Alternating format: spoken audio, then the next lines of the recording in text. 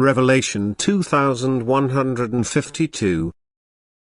From the 15th and 16th of September 1941. Spiritual exchange necessary for the maturing of the soul. The perpetual exchange of spiritual good from giving spiritual beings to human beings and from these to fellow human beings is so infinitely valuable and contributes tremendously to the transformation of human thinking. There is no easier way to guide humanity into the right knowledge. For this is the most revealing and truest explanation of what still gives man cause for question. Yet this path is not often taken, even if it is shown to people.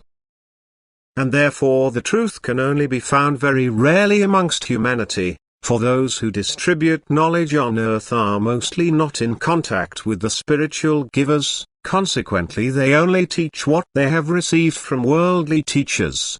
This, however, offers no guarantee for the truth.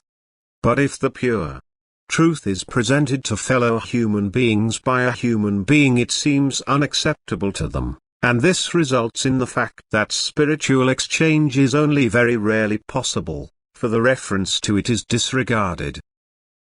Countless beings in the beyond are ready to give, they are not listened to and their gift is not desired.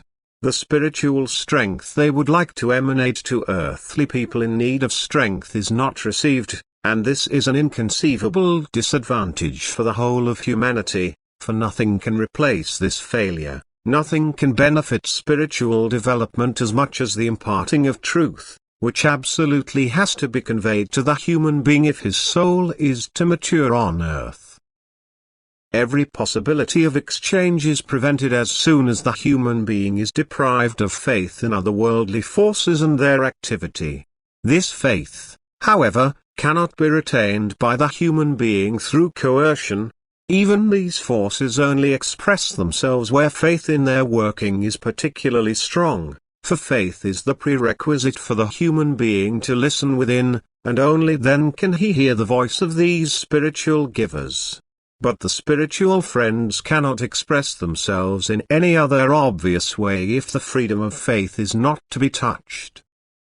For a person who would be forced to believe in otherworldly activity would also be forced in his actions and thinking and could therefore never reach the degree of perfection.